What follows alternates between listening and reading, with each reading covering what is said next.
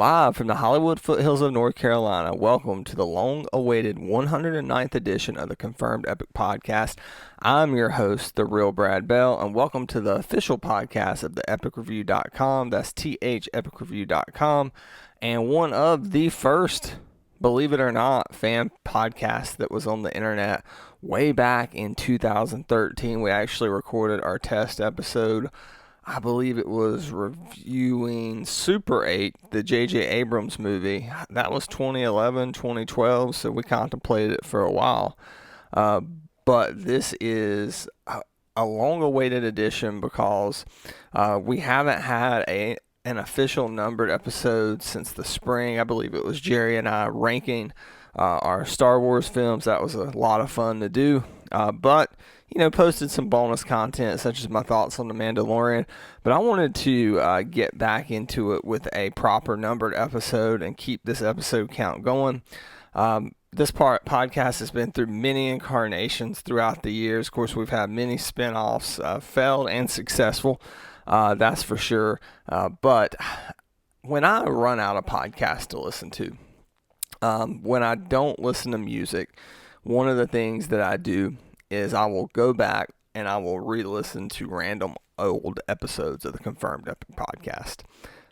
And comparing that to a lot of the podcast, not only that we have done in recent years, but just that you hear on the internet today, it is amazing how much podcasting has changed. Really, aside from maybe IGN had some podcasts and stuff back when we started. I know the Forcecast was around, but for the most part, the only podcasters were fan podcasters. People like the Mugglecast, who are still going, a Harry Potter fan podcast. Now podcasts, they're a dime a dozen. They're dominated by, I would say, B-list celebrities like Paul Gosselaar, who is the guy, Dax Shepard, and Kristen Bell. They have a very popular podcast. Look, this isn't a place where you get Dax Shepard or Kristen Bell. You may get Kristen Reed, Jerry's wife, but you're not going to get Kristen Bell. So to see the evolution of podcasting, both good and bad, I think what you had seen early on was kind of democratization of this industry, which it is now for sure. I don't know if you'd call it that back in 2013. It was, for fans, run by fans, and it's so different today. And I think that's kind of had a negative impact on the purity of podcasting. I didn't plan on getting into open a monologue about podcasting, but here we are. I guess it's very meta of me here. However, when you think about it, you had this raw fan podcast from the get-go, like as I mentioned, the Forcecast, and as the podcasting industry grew and grew and grew and grew, you had something kind of in between the early internet podcast and where we're at now, which maybe was that sweet spot. But now podcasting has become so professional, and I'm going to say patronized, because to me, there's not many podcasts you can listen to right now to where they're not asking you to buy MeUndies or HelloFresh, or they're asking you to sign up for their Patreon. Now, I'm all for creators making money off their content. However, I think it's almost bogged down some really, really good shows, and mainly not the Patreon. And I don't know if it's ads. I mean, because look, you're listening on your iPhone, you're listening on your iPad. I don't know if anybody's listening on an iPod anymore.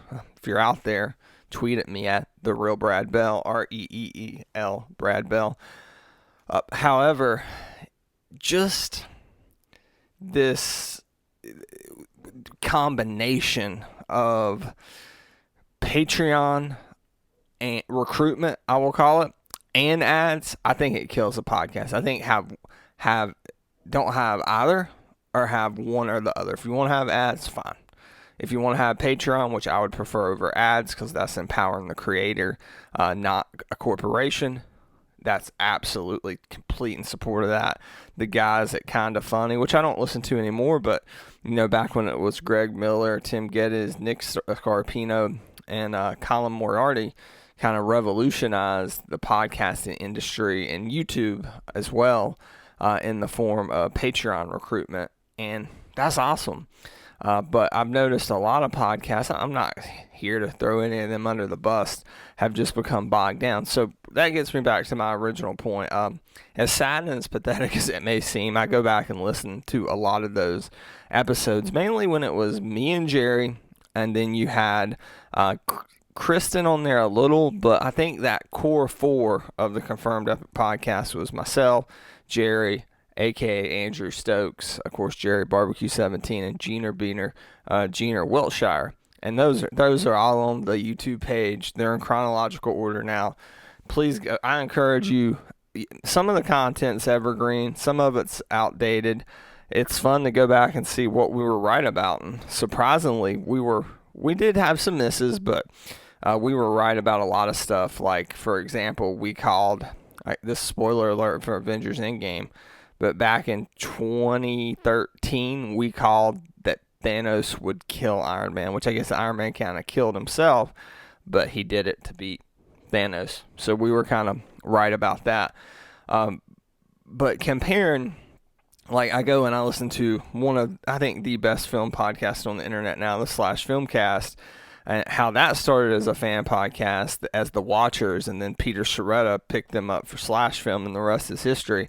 But how kind of professional that is now. And sometimes I don't know if professional is a good thing in the world of podcasting, because I think, I'm going to use this word again, I think it loses some of its purity. But man, we were definitely raw, and we were rough sometimes.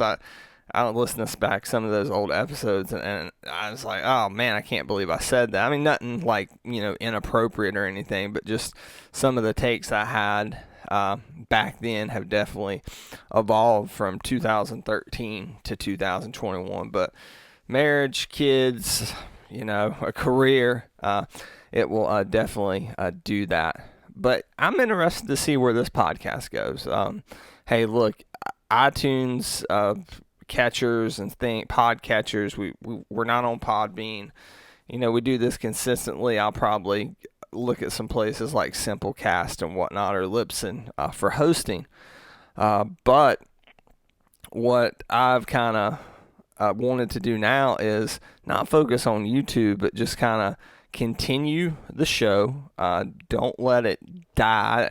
This show has definitely been on life support and has taken several last gasps, but it has never died. And what I mean by that is there's never been a moment where you couldn't access the Confirmed Epic podcast. So all these are on YouTube. I'm not going to do the whole subscribe. It's there. If you want to do that, that's awesome. I'm not going to beg you to, but I appreciate it. For anybody who is hearing my voice right now, whether you're on your computer, your phone, whatever. Thank you very much. So I'm going to do some solo shows just to kind of keep the lights on, if you will. And I hope one day this may be me just dream booking. I know Jerry and I will do more episodes of the Confirmed Epic podcast. Like, I have no doubt in my heart that will happen. I think especially at a time when my kids get a little bit older. And Allie, his daughter, is getting older, but when my kids get a little bit older and, can do some things for themselves, not that it ever gets easier being a parent, I'm sure it doesn't, but I think that there could be, a return of Jerry and I, who did those first 10 episodes, maybe doing a couple hundred more episodes. I know that may sound ambitious, but I believe it could happen. But I mean, my dream would be Andrew and maybe even Gina one day. And I love always having Kristen on. My wife likes to be on here sometimes, not really, but sometimes she'll humor me, and I always appreciate that when she'll hop on here. It'll be interesting to look back when all these millennials who had these podcasts, I mean, this one's been 109 episodes, but, some have only lasted 10 episodes. Some have been way more successful and ran way, way longer. than the Confirmed Epic podcast. This is a time capsule, especially the ones you get to do with your friends, but even the ones like I'm doing solo. It's a capturing a point in time, your thoughts, and that's why I think hot takes are just, I guess this is a hot take on hot takes, but this is why I just think hot takes have just kind of ruined reaction culture, because it doesn't come out of purity at all. I know I'm running that word, that hashtag purity for the Confirmed Epic Podcast 109. But hot takes are just clickbait. I mean, I know I'm not breaking any news there, but is that what you want to listen to when you're 60 years old and you tell your grandkids, hey, I had a podcast one day, and podcasts are this antiquated form of entertainment. Do you really want to go back and show them you just shitting on Batman versus Superman, Dawn of Justice? Like, no, I want to be celebrating the things that I love and spending time with my friends. That doesn't mean to, sugarcoat everything either. Like, put your opinion out there. But there's a difference in saying, I don't like something and here's why, and it's okay if this is for you, versus I'm going to get on the bandwagon and run over this thing until it is on the wrong side of history as far as the internet is concerned, at least in the short term. But anyway, that's my opening, and I'm going to get into a few topics here. So I'm not going to have a feature review. That being said, I didn't want it to be a confirmed crap, because I definitely wanted to keep the show proper, continuing. But what I wanted to do is kind of get into some topics. I'm going to jump around. I got some comic stuff, even, for Jerry. He's not here, but got some collecting stuff, movie stuff, Star Wars stuff, just and some bigger and smaller topics I want to discuss. I'm not going to overload you with sound effects here. And, the show, I guess as much as it evolves, it devolves in a way, de-evolution, because as you've seen, some of our clips get fancier and production go up and value go up, that is. I think maybe we've lost some of the, at least I'm speaking for myself personally, not for Jerry at all, but some of the passion has been lost behind it. And that's what I want to do, is I want to get back into the passion of podcasting. And that's twofold. That's a passion for actually sitting down and doing it, because it's a lot of effort, and most people are gonna like this podcast. My guess would be in a month's time. I could be wrong. Maybe I'm overrating it, but in a month's time, it will have, I'd say the floor would be 10 people listen to it. The ceiling would be 110. And that's fine. And I'll always have these thoughts at this point in time, and I definitely don't want those thoughts to be toxic takes. But anyway, instead of a kind of, hey, here's what we've been checking out, here's the feature review, here's the review with spoilers. I'm not saying that's never going to happen again. Of course it will. When Star Wars Episode 10 comes out, the Old Republic movie finally comes out in 2032. I mean, it's not announced, but yeah, those will be on here, hopefully, from somebody, hopefully me. But in the meantime, what I want to do is just have some fun, just talking to these things, talking about these things, right? Actually, it kind of feels like I am talking to these things with a solo show. And, solo podcasting is, I'd say, look, I'm a teacher. I'm used to talking a lot and people not listening. But that being said, solo podcasting is different, because you're in a room and you are talking to the audience, however big or small that audience might be, but you don't have that back and forth. Of course, that back and forth and the friendship behind that back and forth makes podcasting, I think, all the more fun. But I still think there's just so much fun stuff to talk about right now. So I definitely got a lot of DC stuff in here, and that wasn't intentional. It just kind of, that's what was on my mind going into this podcast today. Let's see, just recording this February 17th, 2021. So, Batman 89. One of my favorite takes on Batman. I think this was this combined with the animated series defined what Batman was for me, at least what I preferred up until the Christopher Nolan films. And I love the 66. I always loved watching those with my grandfather. But when I think of the characters and how I wanted them to be portrayed, it was definitely 89 and Batman, the animated series. But this is actually some recent news that DC released. Good news. DC's had some bad news lately, just with some shakeups. But of course, we're all, hoping that they get things figured out. But they announced a Batman 89 comic that is going to pick up after Batman Returns, and it's going to feature Batman. It's going to feature the Michelle Pfeiffer artist and writing. It's a comic book, but the Michelle Pfeiffer version of Selena Kyle. We're going to get. Here's what I'm excited about: Robin, the Burtonverse version of Robin. I used to think Robin bogged down Batman. I remember when people wanted him in the Nolan movies. We did kind of get him with Officer Blake, but I was like, good, that's as far as we need to go. As I get older, Batman becomes more and more unrelatable. Still my favorite superhero. But the proxies that relate to him through the Bat family, especially, Tim, Drake, and Dick Grayson, and of course the great Red Hood, who Jason Todd I used to hate, but for some reason I'm getting into Red Hood right now. What can I say? But we're gonna get the Burton versions of Batgirl, so Jerry will be happy about that one.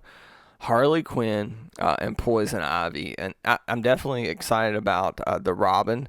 It says that we will also showcase the Billy D. Williams version of Two-Face. Now, once upon a time on this podcast, I wasn't too crazy about that when we talked about the potential of what that would have been. My takes definitely changed on that. So, hey, bring on Billy D's version of Two-Face. Maybe too old to play him in a movie now, but that's the beauty of a comic book.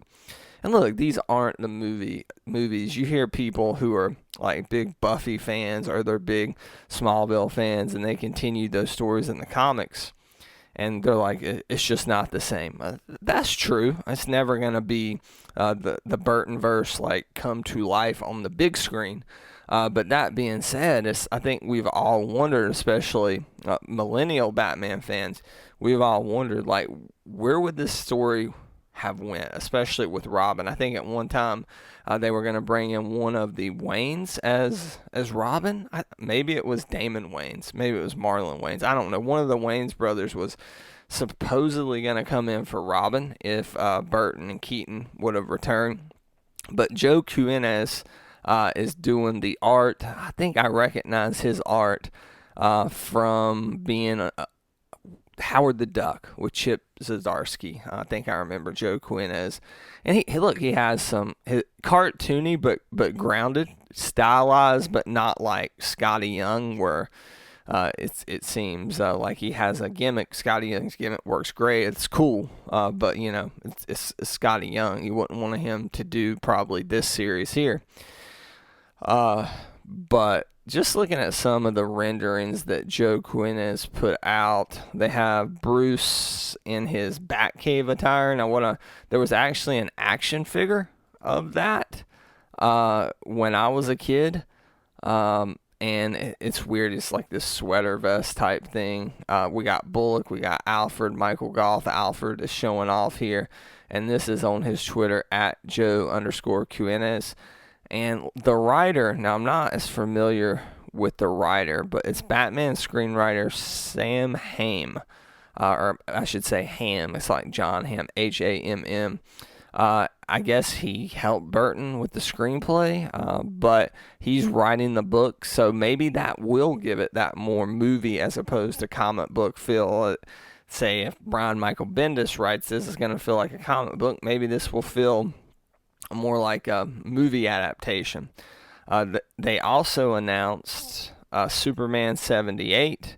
Now, this is written by Robert Venditti, who is been a writer on The Flash, Hawkman, a big DC writer in the past few years. I actually met him at Heroes Con, interviewed him back during my time at Geeks Worldwide. He's a good guy. And the artist is Wilfredo Torres. He did the Batman 66 comic book art. And this, it looks like both these series are going to be 6 issues. They're going to be digital first. I imagine they'll collect them in a trade sometime by the end of the year. And they come out, I believe, starting July 27th, 2021. Look, the Reeve Superman one looks cool, but, I mean, Batman is always the best seller at DC. I mean, I guess maybe if you're reading one, you'll pick up the other one. But while Superman Venditti's a great comic book writer, I think what really piques my interest is a screenwriter being the writer on this Batman 89 book. The image of Joe, like I guess this looks like it could be a cover. It's Batman descending on Gotham. Is just really, really cool. Something I think we've always wanted, and I hope if this does well, maybe you get continuation of the Nolan verse, maybe the Snyder verse. If that doesn't continue on film, maybe it continue via comic book form. But I think comic will fit well for Batman 89. It's not cartoony, but it is a very garish in a good way, not like a Batman and Robin's type way. Like, it is a over the top portrayal of Gotham. It's a grandiose portrayal without looking as grandiose as the Nolan films, because they were limited by the times and shot it all on the Warner Brothers backlot. But I can't wait to see the spreads they can do in a comic book. So definitely looking forward to seeing Joe Quinez and Sam Hamm's Batman 89. Sticking with the DC theme, one of the things, this is kind of be checking out, I guess, one of the things that I've been enjoying looking at, I say looking at because I only own one, is the DC McFarlane Multiverse. McFarlane DC Multiverse. Now, Mattel had the license for this, and Mattel, man, they were just not great figures, just to put it nicely. There were some good ones, but most of the part, I'd say, for the most part, rather, they had more misses than they had hits. DC Direct, we've talked about that on this podcast before. DC Collectibles, their quality control could be a nightmare, and you would have like an epic figure 1 minute, and the next you would just have it falling apart out of the box. But McFarlane, I guess they've had the Batman license for over a year, but I think it's only been about a year that they have been releasing figures. Now, these are 6-inch figures, but sometimes the scale is a little wonky with McFarlane. That would be more a topic for Jerry to get into, as far as how it scales with other DC figures in that price range. And this is another thing too. You know, I talked about making the podcast like less produced, just being able to enjoy talking about things we love instead of thinking about it too much here. But it's kind of went that same way with collecting. Now I have gotten into like omnibus and absolute editions. Very, very, very deep dive into those. That's definitely probably my number one thing to collect now. But, you know, I currently only own 2 Hot Toys, the Mando OG, as well as the vintage Boba Fett, so he looks like the original Kenner toy that didn't get produced because the rocket launcher, they were afraid, would choke kids. So that's the only 2 Hot Toys I have, but, I mean, they're awesome. You know, every time you look in the room, in this office/bedroom here with all my wife's Harry Potter stuff and my Star Wars and comics, they're eye-catching. It was almost like a lot of times when I lived in my carriage house, I had these collectibles, and I would love for people to come and be like, wow, look at that. And well, with COVID, nobody comes over. With kids, even without COVID, it's hard to have people over. So it's like, not that that is a reason to collect something like that, but you spend a 300 on a figure, you want it to be noticed by fellow nerds. I'm not as much like that anymore. I would rather these action figures, not high-end statues or collectibles, but action figures like the McFarlane here, do take me back to my childhood but not just in a nostalgic way, because there's a lot of quality here beyond what Mattel was doing with the DC multiverse stuff. But Jerry didn't get into this line. Jerry has more DC figures than I have time to ever collect in the remainder of my lifetime. So I'm not saying he needs to get into this line. If he does, awesome. Look for his coverage on actionfigurebarbecue.com. But looking here, just some of the choices they made, good and bad. They've done some lesser known stuff, but this has definitely been heavy Batman focused and some Bat family stuff as well, which is a plus and a minus for this line. It's a plus because Batman sells. He will not peg warm, especially variants and less in these more intricate and unique takes on Batman, like the Last Night on Earth Batman where he's holding the Joker head. They're selling. Now, this is what I'd heard, that McFarlane had the DC license from 2019 through 2022, and then DC would decide whether or not they wanted to renew it. So what McFarlane, of course, Todd McFarlane, legendary artist, toy makers were, as a toy maker for the Spawn stuff, he was a revolutionary. Now, toys have came a long way since McFarlane was kicking ass in the 1990s.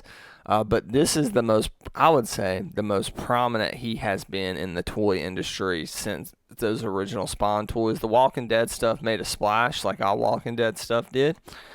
That being said, I mean, this is a line that a lot of people are talking about. And I only own one figure in this line. I own the Thomas Wayne Flashpoint Batman. I adore him. Now, is this something you get a ton of articulation out of? No. So for somebody like Jerry, who would be a big poser, maybe I can see why he's not into this line. Apparently there's some type of swivel that's not there in the legs that's in there with a lot of other figures in this scale. And there's weird toe articulation here, which is, even as somebody who's not an action figure purist, that was odd. Now it can do some cool stuff, but it can make the figure a little less sturdy. That being said, they all come with a very sleek and simple black base with the new DC Circle logo on it. Saying new, it's been around a couple years now, but some figures I'm really looking forward to in this line. Wave 4 has Damian, and it's the hood down. And Shartimus Prime just did a review of this on YouTube. And here's the thing about McFarlane's DC line, I think, that sets it apart of any like retail DC thing that has been available to the general public. In other words, stuff you don't see in a comic book store.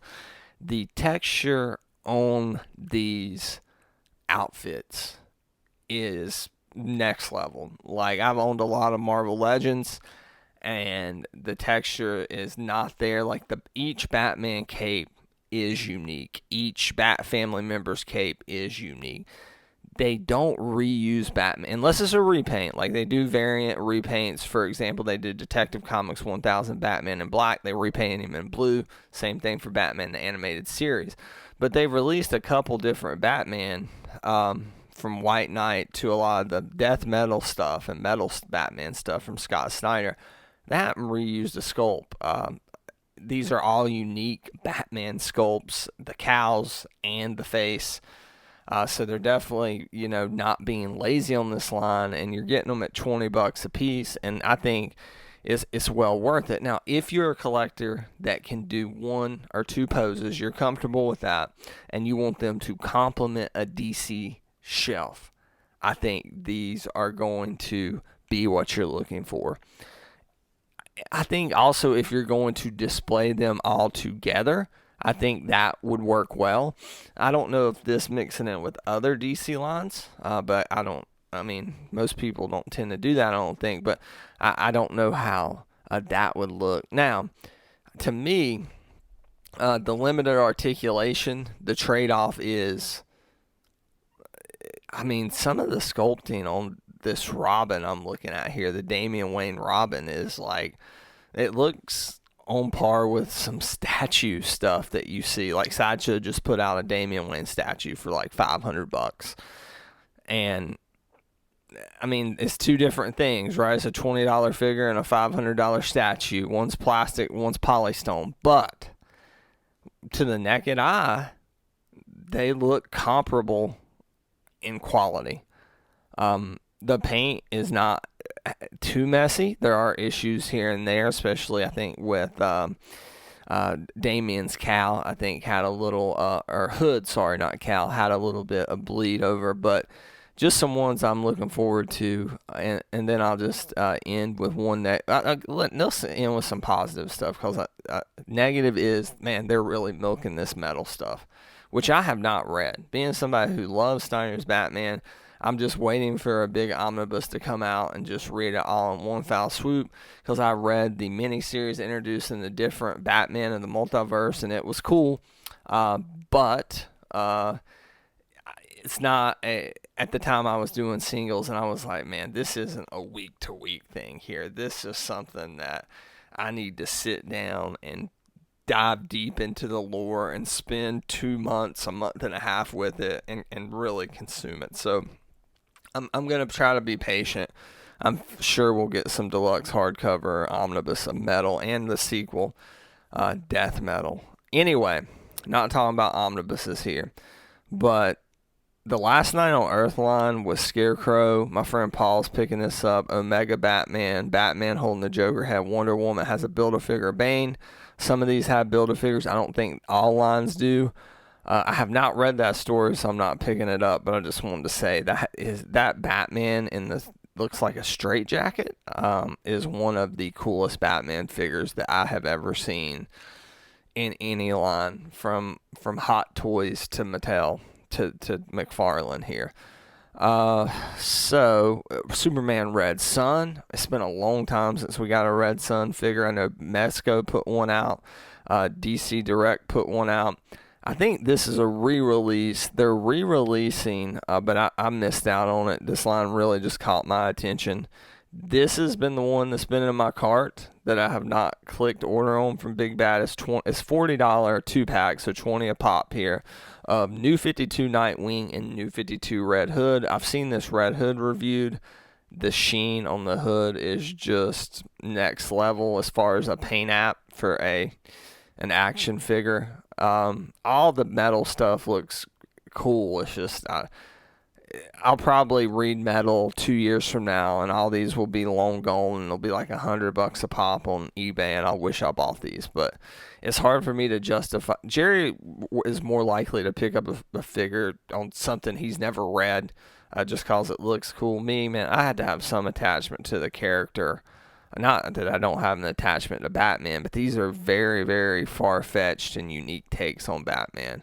But the Damian looks good, so I want to kind of build up a Bat family. They did a Rebirth Batwoman. Or sorry, I want them to do Batwoman. They did a Rebirth Batgirl. She looks pretty cool, but I mean, I don't know if she really. These are definitely New 52 takes with Tim, Jason, and Dick here, talking about the Robins. But I saw the Rebirth Joker at Target. I think he's not a peg warmer, but he is one that you can see, when you're out and about at Walmart and Target. But he's cool. I've seen some people do some really cool displays with. He comes with a crowbar, so him and the Red Hood. This Azrael, but it's from the White Knight, which I read and I liked. I didn't love it like some people. He's really cool.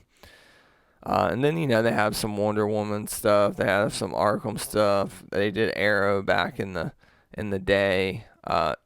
Deathstroke. But I would say the Robins are what's catching my eye. The Damian and then the 2-pack, like that is something that I could really see myself picking up. That and the Superman Red Sun. But man, just, even if you're not into action figures, I would love for you guys to just Google some images, just watch some YouTube videos on these, and just let me know what you think. Tweet me at the Real Brad Bell, TheReel Brad Bell. We're on the DC train, I guess, right now. And the biggest thing DC this week, for better and for worse for some people, was, I don't know if it will be the final trailer, but we're getting close, was the first, I would say, full movie trailer for Zack Snyder's Justice League, and that's going to be on HBO Max. It's over 4 hours, broken into 6 chapters, but it's all in the same film. So if you want to split it up, you can, but it is, I think, meant, according to Zack Snyder, to be consumed in one big lump. Now, with 2 kids, that's going to be impossible. But I do plan on watching it. It was one of the main reasons, that and Wonder Woman 1984, that I think I and a lot of people signed up for yet another streaming service, $15 a month, for HBO Max. So the first trailer they released was that had the Alleluia song, that a great take on that, and I think it was more for the fans. It was in black and white, if I recall correctly, and it was just saying, hey, for everybody that supported the Snyder Cut, this is coming, this is out there, and it looked cool. But this is the first legit trailer, and the trailer was cool, but there was one moment in particular from the trailer that went viral. And I'm not going to overload you with clips. I know I said I wouldn't, but I do think it is warranted here that we listen to that clip that I'm speaking of.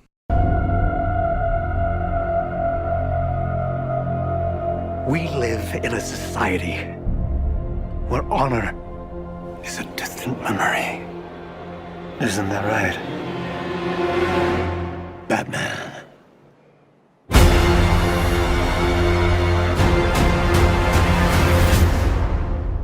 And of course, that is the voice of Jared Leto, or in the Snyderverse, aka the Clown Prince of Crime himself, the Joker. And this Joker is one that we have only seen in Suicide Squad, directed by David Ayer, which apparently Warner Brothers meddled in as much as they did the Zack Snyder Justice League fiasco. But I don't want to get into the fiasco of the Snyder Cut and how we got here.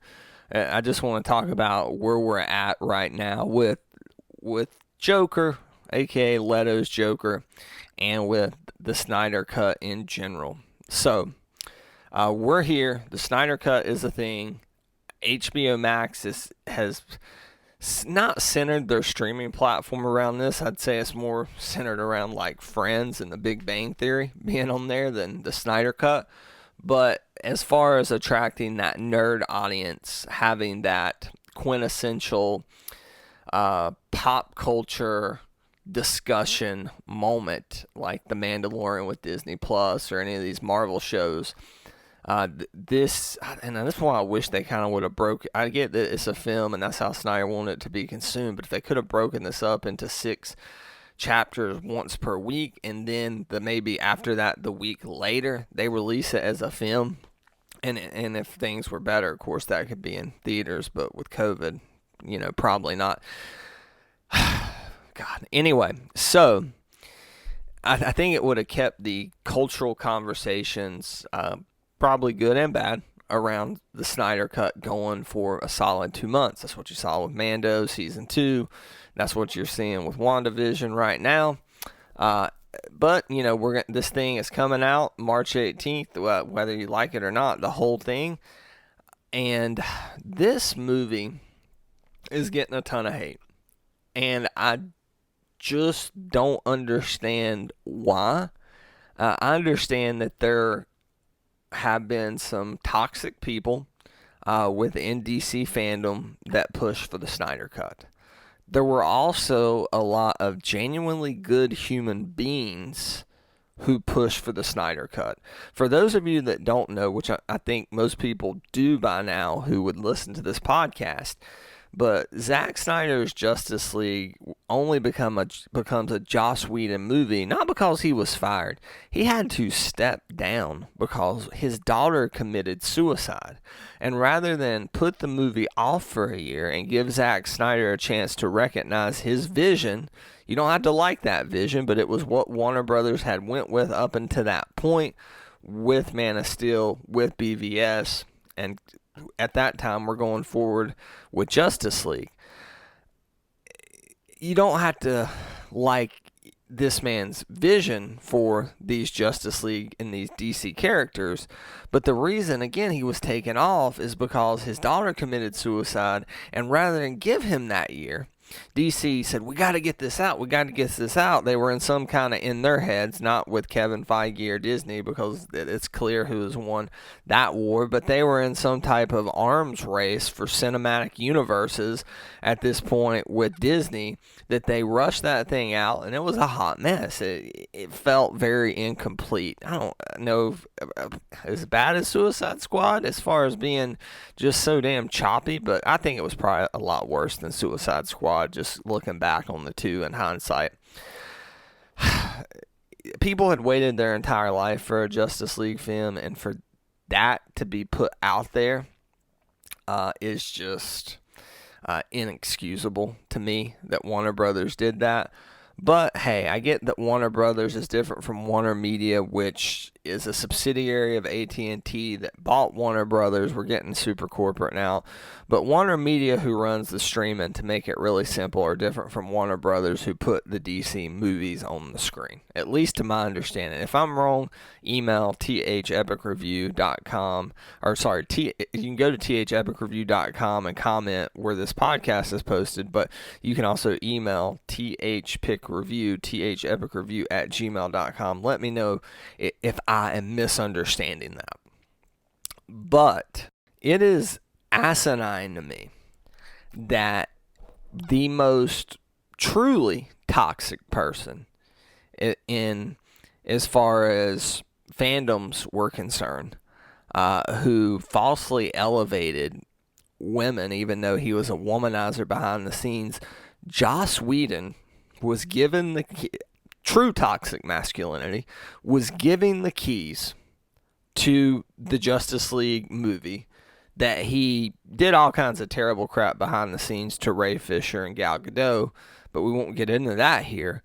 But he ran this beloved property into the ground. I'm not saying that this incarnation of the DC characters is beloved, but the characters are beloved overall. I mean, they are modern mythology before any of the Marvel stuff. To consider that is who DC put in charge. And at the time, I understood why. You know, he made the first two Avengers movies. It was the only thing comparable to this. So they thought he was the man for the job, wrongfully so. But, you know, a lot of people thought that was good news at the time. It wasn't. We saw how that film turned out. But people dog on Zack Snyder like he is Joss Whedon, who has actually done things wrong, been toxic toward people. All Zack Snyder's done is make his vision of the DC characters come to life for the fans of these versions of the characters and DC fans in general. When he could have been doing other things, when he could have just washed his hands of this completely when his daughter passed, because let's be honest, he's always going to associate Justice League, I'm sure, with the passing of his daughter. I mean, I can't imagine that was easy for him to dive back into that project when there was so much vitriol being spewed at him for no apparent reason. And I know it sounds like I'm having Zack Snyder's back. I'm not some huge Snyder fanboy. Sucker Punch, I hate that movie, but I like 300. I like Watchmen. I thought it was a brilliant adaptation of the Alan Moore novel.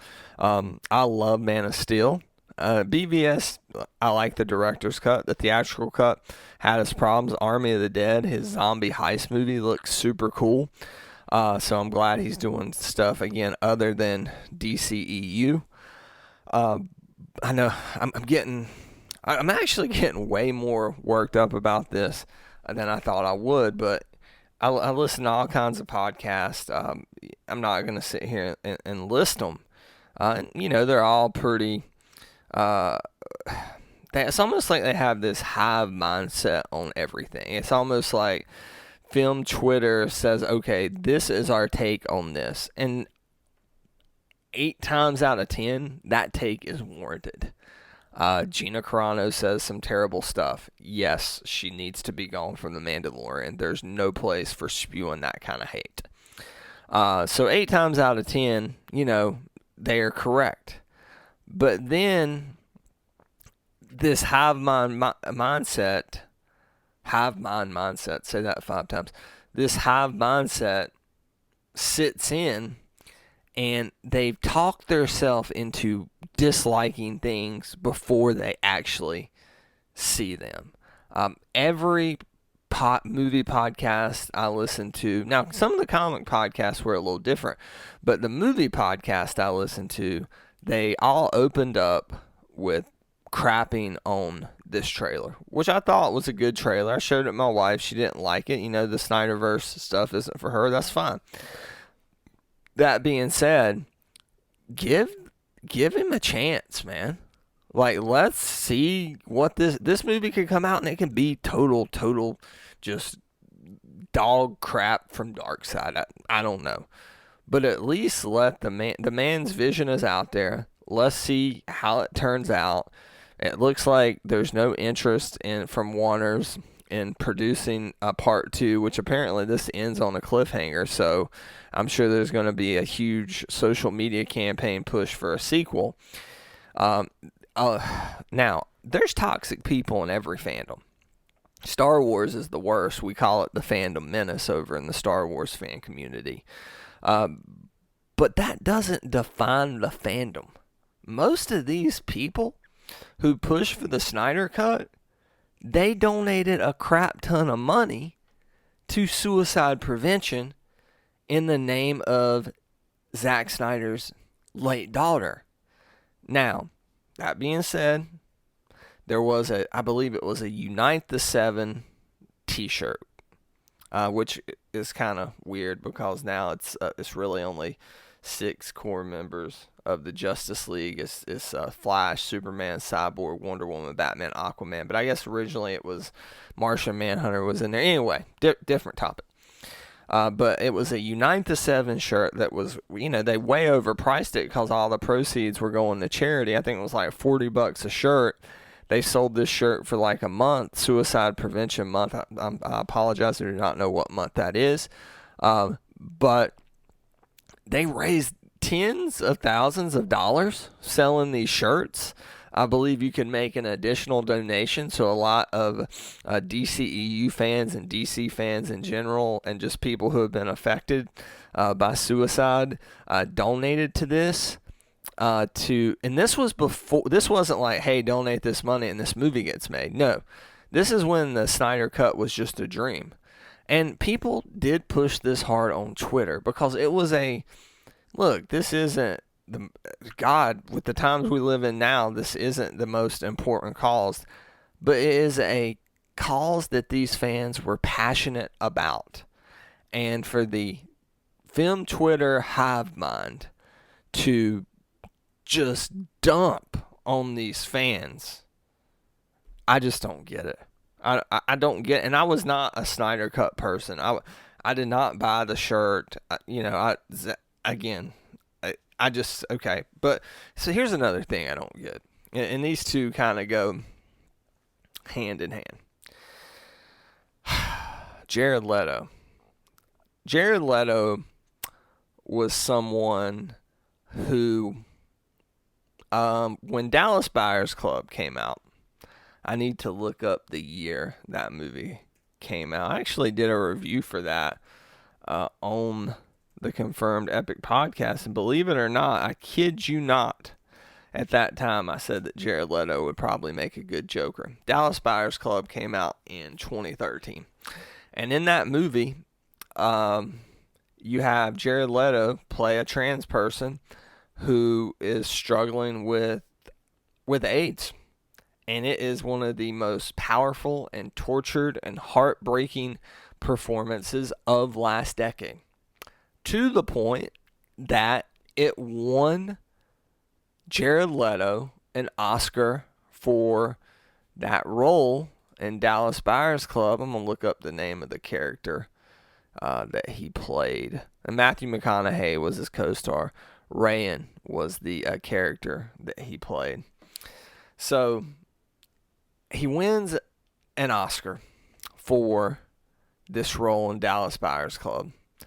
And I just want to look at some of the filmography because he's been in a lot. I was looking at this yesterday kind of when I was thinking about doing this podcast. He's actually been in a lot more things than I thought he had been in. And of course, he's the lead singer of, I believe it's 30 Seconds to Mars. I'll never pretend to be a music person, but let's just look at where he went from Dallas Buyers Club. So he wins the Oscar there.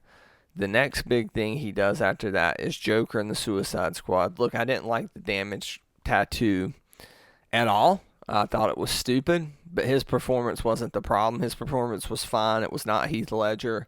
If I was ranking Jokers, he would probably be my fourth favorite. I'd probably go Ledger, Nicholson, Phoenix, and then him. But cinematic Jokers. Now, if it's performance based, I would say Ledger and Joaquin Phoenix are like right there. I give the nod to Ledger. Both won Oscars for those roles. So he's nowhere near in the ballpark of the Joaquin Phoenix or the Heath Ledger take on the Joker, but I thought he was a solid Joker. Not much to do, wasn't well written, but that wasn't the problem. Blade Runner 2049, I thought he was great in that film. He was just in The Little Things and nominated for a Golden Globe on HBO Max. That film was like a diet version of Seven. It was not that good. But again, it reminded me of Justice League. He was really interesting in that. But at the same time, the movie just was not written well. I mean, he had a solid role in Lord of War, Panic Room. These are old ones here. Requiem for a Dream, a role in that. Anyway, you're going old school Jared Leto. And of course, he's playing Morbius in the Sony Marvel spinoff that's been delayed to, I think, like the fall of 2021 or something. 2022. Apparently, Morbius has been delayed to January 2022. Well, and I thought the trailer for that looked fairly interesting. Anyway, Jared Leto is a good actor, y'all. He is. You don't have to like him personally. He is definitely an auteur. He is someone who went on some type of pilgrimage through I don't know if he is overseas or he was out in the mountains out west and didn't find out about COVID until a long time after the fact. But right before this trailer came out, or a week before, not right before, pictures were released of, it looked like the Jared Leto version of the Joker in a ruffled up straight jacket, and he was about to be visited by Ben Affleck's Batman. And I thought those images were striking. And then we get the end of this trailer of Justice League, which was all, and forget the rest of the trailer looking fairly decent.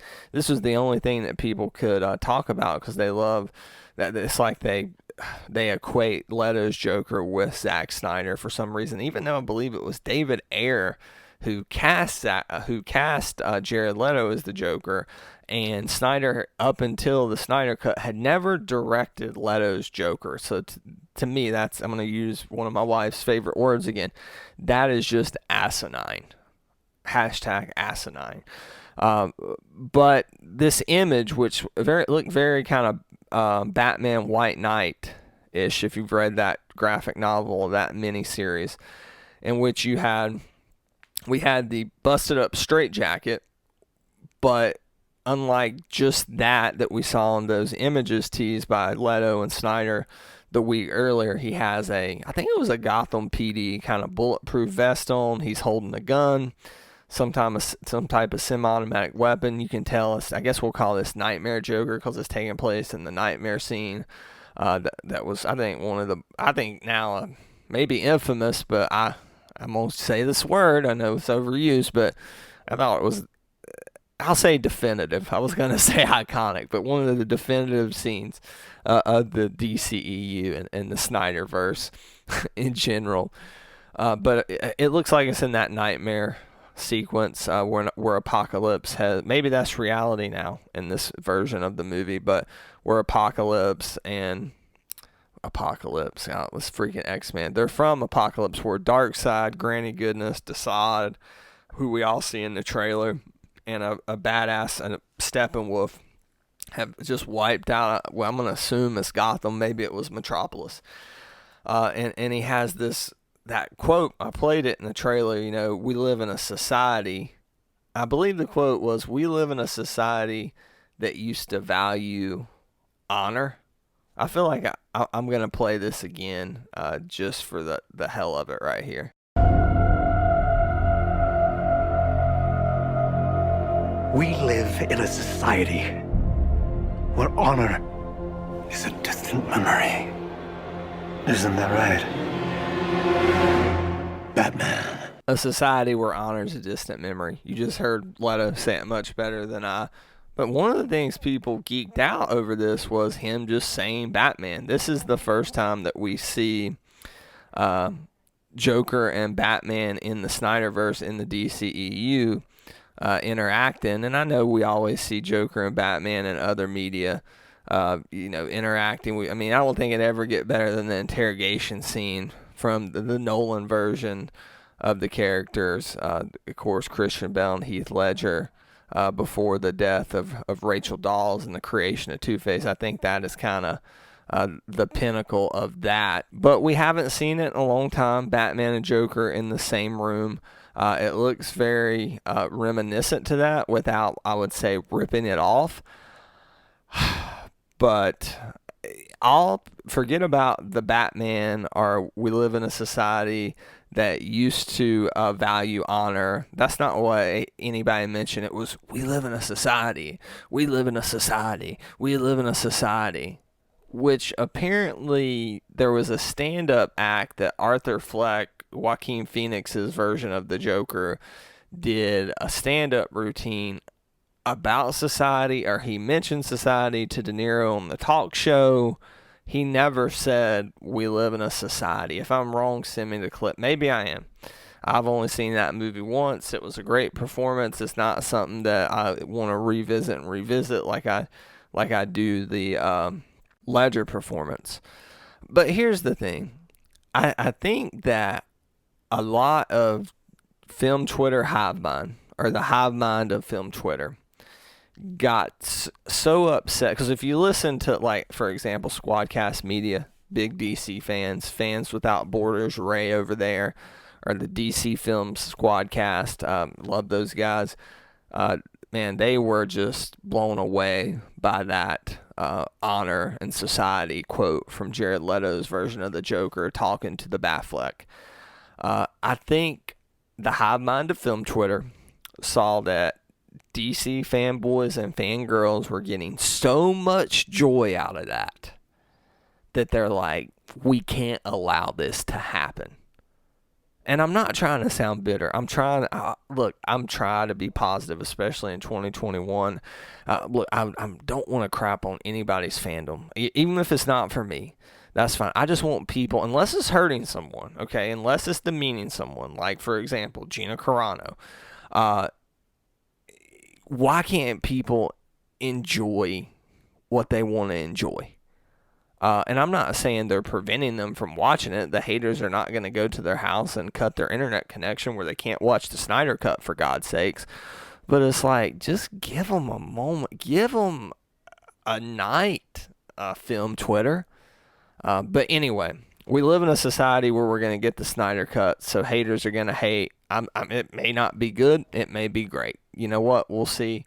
I hope I have, in some form, my thoughts on the Snyder Cut podcast, written review, tweet. I don't know. I plan on getting my thoughts out there, but that's March 18th. The last thing I want to talk about on this podcast is Star Wars The High Republic. I'm a book and a half in. I haven't read any of the comics.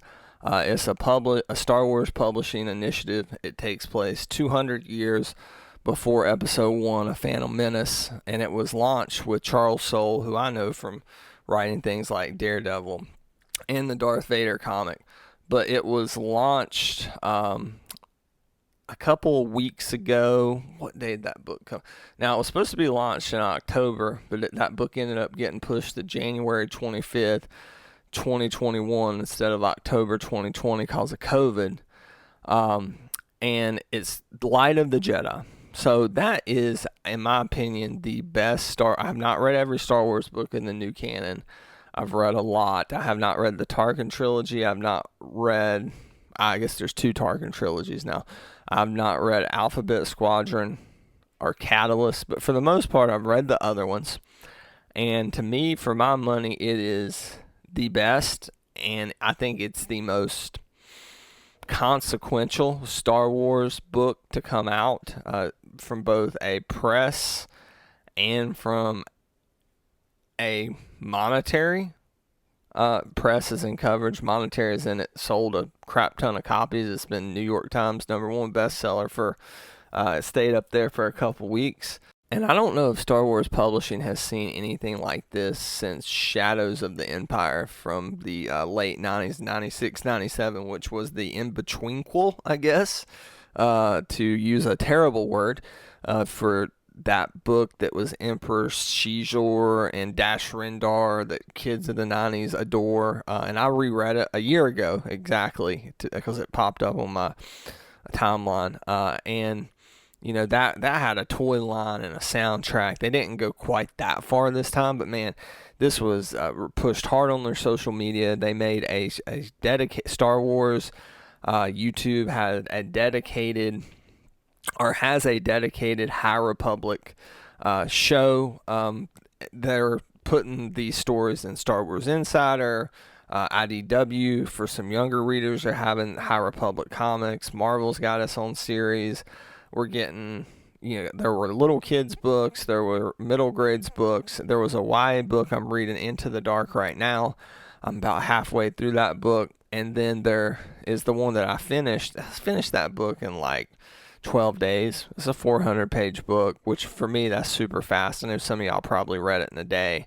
But look, Star Wars, the world building's been established, but this felt like something different and familiar at the same time.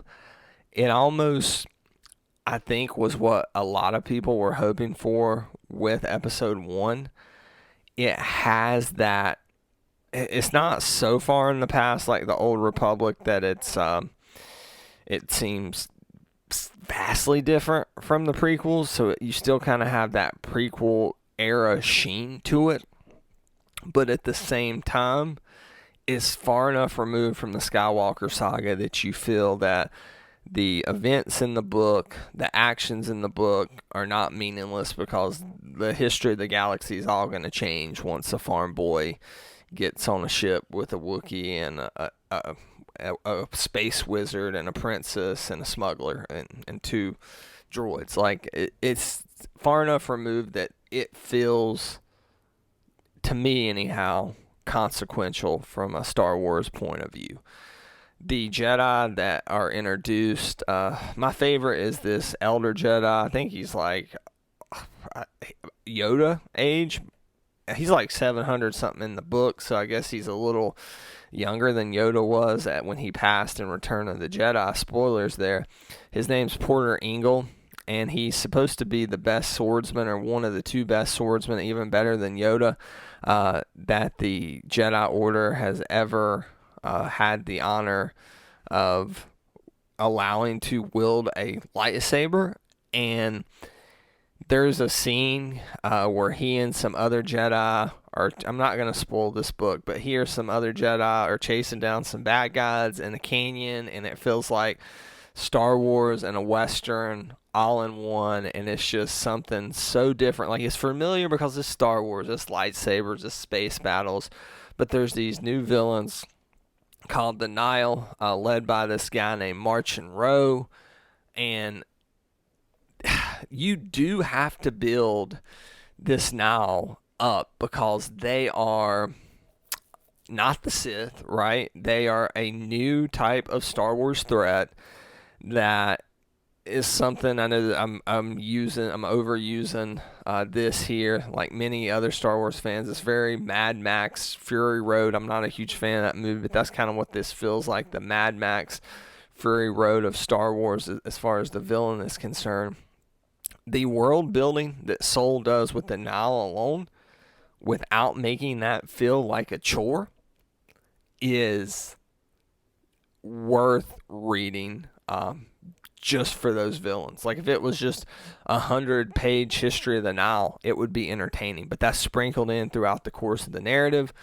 And how the Jedi use the Force, like Avar Kriss uses song. It sounds cheesy, but it helps her focus and do incredible things with the Force.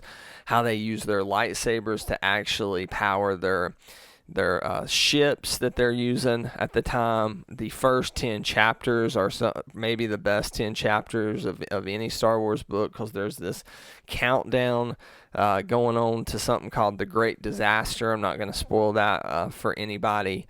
But there's a great Wookiee Jedi named Briaga that is not like Chewie at all, but I mean it's a Wookiee wielding a Jedi, and I believe he's a Padawan, but he's about to be a Jedi Knight.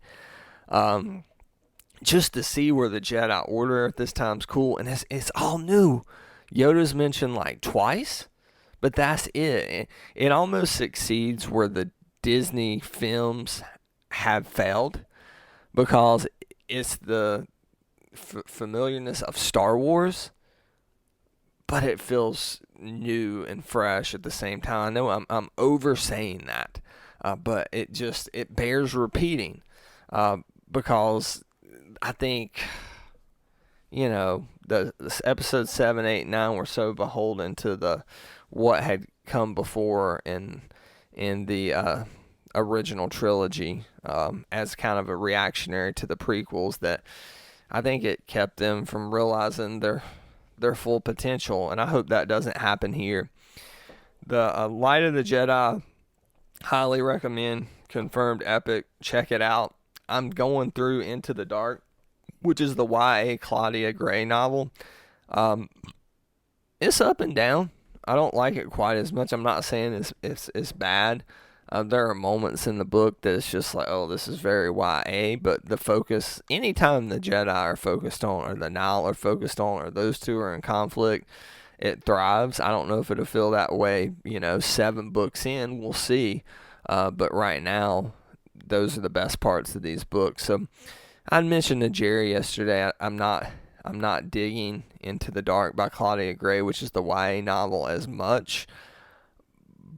But that's comparing it to Light of the Jedi, which is I think the best Disney canon Star Wars novel, and I would put it up there against some. I've not read all of Legends like Kendall Hallman at Kindlecast, but I would put it up there with some of the best Legends stuff like Plagueis and the Darth Bane trilogy, and in the Bounty Hunter stuff and whatnot. But anyway, check out Light of the Jedi.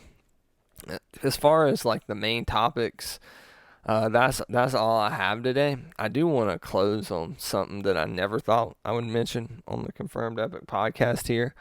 I've recently got into Tumblr, and I know it's not 2005 people, or 2007, but Tumblr is making a comeback for older millennials, because you can really, more than Twitter, dictate what you see. So based on who I follow, I see tons of comic stuff and movie stuff. I'm not bogged down in politics or anything of that nature. It's given me a place, aside from the Epic Review, to really, all I post is like comic reviews and Star Wars book reviews and pictures of my Labradors, Storm and Luna. But man, if you have never been on Tumblr, or you had left Tumblr because you're like, that's about as bad as MySpace, check it out. Mine's The Real Brad Bell, like everything, REEL bradbell.tumblr.com. But it's a lot of fun. There's a compass icon at the top, and it has and there's been, there was a newsletter called Garbage Day that was circulating, that is for millennials, that was pushed. I want to give the guy credit who does this newsletter. So he was talking about how this is the best social media going for millennials right now. It's not, the boomers have taken over Facebook. Celebrities have taken over, celebrities have taken over Twitter. Influencers have taken over Instagram. Garbage Day newsletter. It seems like the guy's name's something Broderick. I know this isn't great radio, but Garbage Day is by Ryan Broderick. So check out that newsletter, and he's got just Google Garbage Day Tumblr if you're interested in this. But this compass icon, it always recommends stuff to follow, but there's a few tabs. There's For You, and it's a collage of memes and great Tumblr posts from the day on the stuff I like. Again, mainly comics. There's Trending, so trending overall. And then there's staff picks, and they actually pick some really cool stuff. And they got chats and things. Hey, I'm gonna say it. It's just like Light of the Jedi. It feels new and old at the same time, in the best possible way. But this was a lot of fun. I think I've done some solo podcasts before, and I've just, they've dragged, and I've been not into them. But I was really excited to talk about the things, and we were talking about today, and I was really passionate to. I can't believe I'm saying this, defend Zack Snyder and Jared Leto, or they're millionaires who are successful, so they don't need me defending them. And again, it's just, we live in a society with so many cool things. Let people enjoy what they want to enjoy. Don't bring it down just because you don't like it, you don't get it. And, let's try to be kinder to one another, to steal a line from the Thunderquack podcast. Love Mike and Amanda over there. Check them out. But that's going to do it for episode 109 of the Confirmed Epic podcast. You can find my stuff on Twitter at The Real Brad Bell, DREEL Brad Bell. You can find me on Tumblr at, I just mentioned it, The Real Brad Bell, REEL Brad Bell. .tumblr.com. Tumblr, by the way, TUMBLR.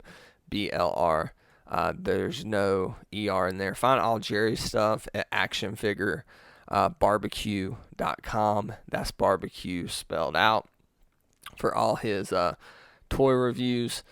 Find my stuff at TH Epic Review. I will post this there, of course, this podcast. I don't post a ton there, but it will always be, of course, the first and official home of the Confirmed Epic podcast. That's thepicreview.com. And once again, from the Hollywood foothills of North Carolina, we are out.